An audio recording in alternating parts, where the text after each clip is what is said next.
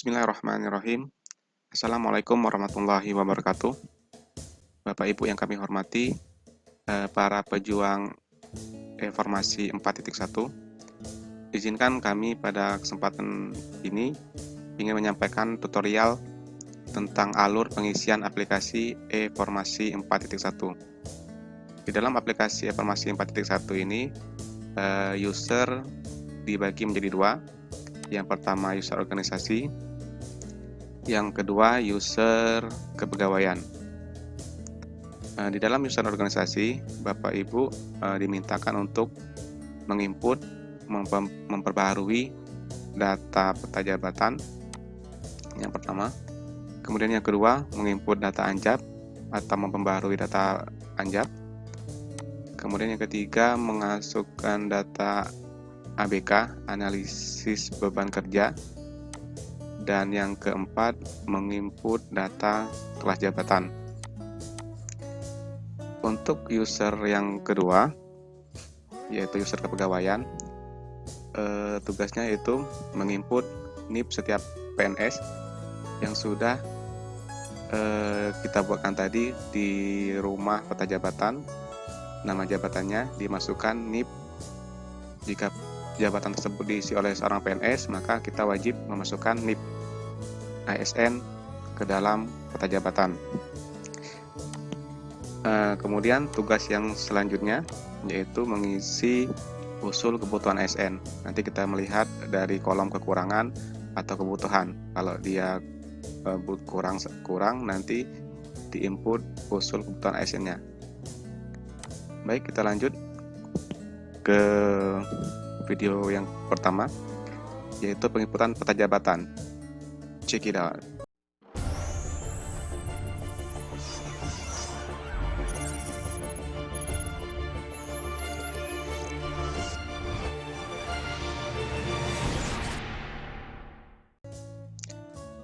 Baik, kita lanjut untuk menginput data peta jabatan. Sebelum kita menginput data peta jabatan, anjab ABK maupun kelas jabatan, pastikan Bapak Ibu sudah mempunyai file peta jabatan anjab ABK dari bagian organisasi Setda Bangka. Untuk membuka aplikasi, kita bisa menggunakan Mozilla, Firefox, atau Google Chrome. Dalam video tutorial kali ini, saya menggunakan Firefox. Silakan dibuka, di double klik. Di sini kita ketikkan formasi .menpan.go.id.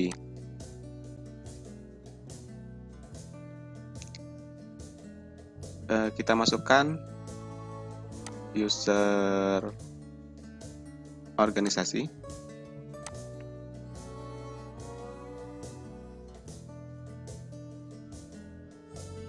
Masukkan captcha, kemudian kita klik login.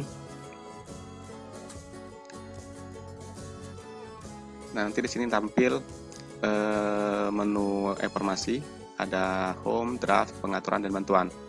Bapak Ibu cukup menginput sesuai dengan petunjuk kami nanti. Yang pertama, Bapak Ibu butuh bahan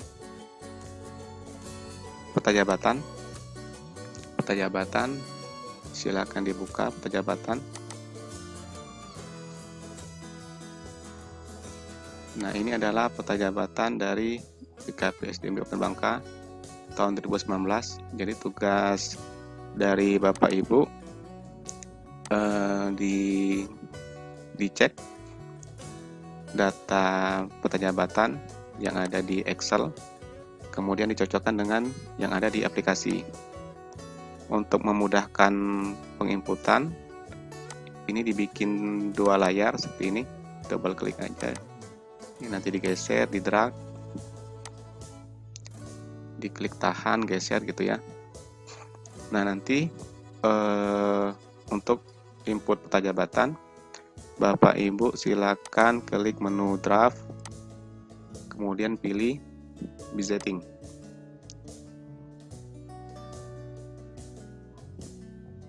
Nah, di dalam Bizetting ini akan tampil data atasan, yaitu Kepala Badan Kepegawaian dan Pengembangan SDM daerah, Untuk membuka struktur yang ada di sini, silakan klik tanda panah ini, diklik ke bawah, nanti akan keluar struktur di bawahnya.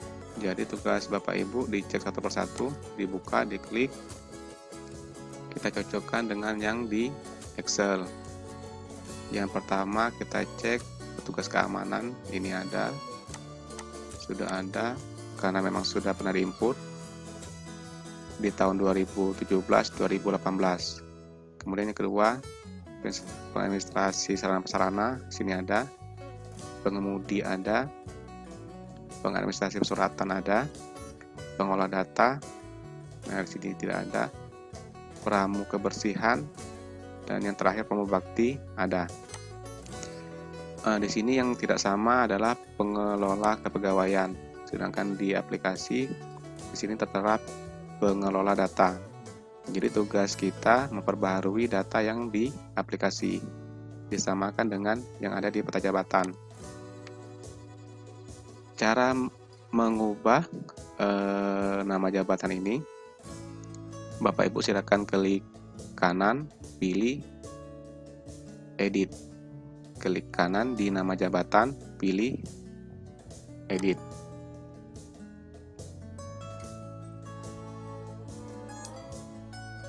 Nama jabatan yang ada di sini di formulir jabatan perlu menjadi perhatian. Untuk data atasan langsung, Bapak Ibu mohon tidak diklik-klik, tidak diganggu. Yang kita edit, yang kita ubah hanya di data jabatan yang akan isi. Data nama jabatan, pengelola data, kita ganti dengan pengelola kepegawaian. Caranya, ini diklik, kemudian disilang. Bapak Ibu silakan ketik pengelola kepegawaian. Untuk penulisan nama jabatan tidak perlu lengkap, yang penting kita ambil keywordnya, kata kuncinya gitu ya. Bisa diketik lola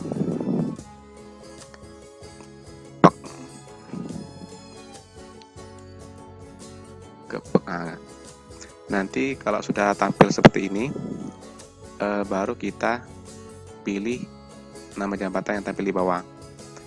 Kalau dalam kasus ketika Bapak Ibu mengetik nama jabatan tidak tampil nama jabatannya, artinya nama jabatan tersebut tidak terdaftar di Permen-PAN 41 tahun 2018 tentang nomenklatur nama jabatan pelaksana, ataupun di kamus jabatan fungsional tertentu.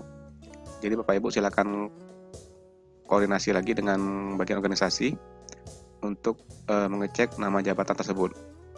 Kemudian yang di bawah ini ada analisis jabatan pengelola data subbak kepegawaian BKPSDMD. Nah, di sini kan masih namanya pengelola data, sedangkan di struktur pengelola kepegawaian. Mungkin ini hanya berubah nama saja. Jadi Bapak Ibu tugasnya ini di blok, nama jabatan ini di blok, kemudian diklik kanan, copy, atau bisa menggunakan keyboard, Ctrl C gitu, copy, kemudian yang ini disimpan. Untuk menyimpan data, kita tunggu sampai refresh seperti ini ya. Nah, ini sudah berubah. Nah, ini pengelola pegawai sudah berubah. Nah, yang tadi yang sudah nama ancap yang kita copy tadi, Bapak Ibu klik menu draft, kita klik analisis jabatan. Nah, di sini ada kolom pencarian. Kemudian di sini di kolom pencarian, Bapak Ibu tinggal klik kanan, pilih paste atau paste. Nanti akan tampil daftar nama analisis jabatan yang kita copy tadi. Tinggal Bapak Ibu klik ubah. Klik ubah. Kemudian nama jabatan yang di atas ini kita ganti sesuai dengan nama yang ada di peta jabatan versi Excel tadi. Disamakan. Pengelola kepegawaian.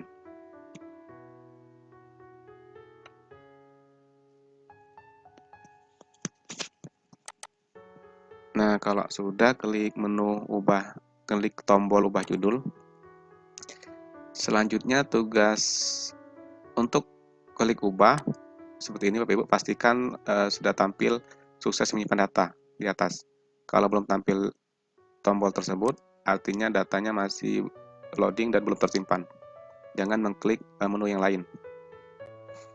Setelah kita klik menu judul, tugas Bapak Ibu mengecek apakah yang diinput peta jabatan yang berubah nama tadi dari pengelola data menjadi pengelola kepegawaian, apakah data yang di dalam ini ada perubahan. Bapak Ibu butuh anjap dari pengelola kepegawaian subbak umum. Silakan buka Excel-nya di sekretariat, kemudian sub bagian umum.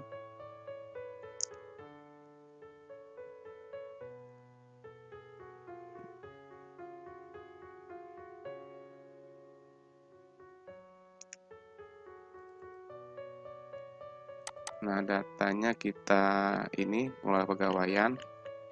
Jadi tugas Bapak Ibu silakan dicek data di Excel dengan data di aplikasi.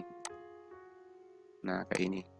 Ini ijazah jabatan sudah sama. Kemudian uraian tugas. Uraian jabatan kita lihat di kelompok uraian tugas. Ini sudah sama. Nah, kalau sudah sama, Bapak Ibu tinggal klik simpan dan pastikan di atas tampil sukses menyimpan data seperti itu. Nah, kalau sudah selesai ini, artinya Bapak Ibu sudah selesai mengubah data nama jabatan dan anjapnya untuk jabatan pengelola data yang tadi. Coba kita lihat, klik lagi menu draft, klik lagi setting, ini dibuka sekretariat, subbak umum, pengelola kepegawaian, nanti otomatis klik kanan ya, klik kanan, pilih menu edit, nanti otomatis nih namanya berubah nih, kepegawaian, tanpa harus kita ubah. Oke, kita lanjut. Kita lanjut di Kasubag perencanaan pelaporan. Silakan Bapak Ibu cocokkan dengan yang data Excel. Kita cek di sini administrasi bendahara ada, administrasi perencanaan program ada, belanja dan laporan keuangan ada, laporan evaluasi ada. Nah, yang tidak ada adalah peranata komputer terampil. Bagaimana cara kita menambahkan jabatan ini ke dalam aplikasi? Cara menambahkannya yaitu Bapak Ibu silakan klik nama kasubagnya, klik kanan, pilih tambah bawahan baru. Selanjutnya akan tampil menu formulir jabatan. Yang perlu diperhatikan, data atasan langsung, tidak perlu diganggu Bapak Ibu, jangan diubah. Yang hanya diubah atau diinput data jabatan yang akan diisi yang ada di bawahnya. Karena jabatan peranata komputer terampil adalah jabatan fungsional tertentu, maka Bapak Ibu silakan pilih posisi jabatan di jabatan fungsional keterampilan. Nama jabatan silakan diketik, tidak perlu lengkap, kata kuncinya saja. Kalau sudah tampil seperti ini, silakan klik nama jabatannya, kemudian anjapnya karena jabatannya belum baru, jadi belum dibikin. Untuk mengisi analisis jabatan akan kami sampaikan di video tutorial selanjutnya. Sampai di sini klik simpan Bapak Ibu. Setelah selesai disimpan,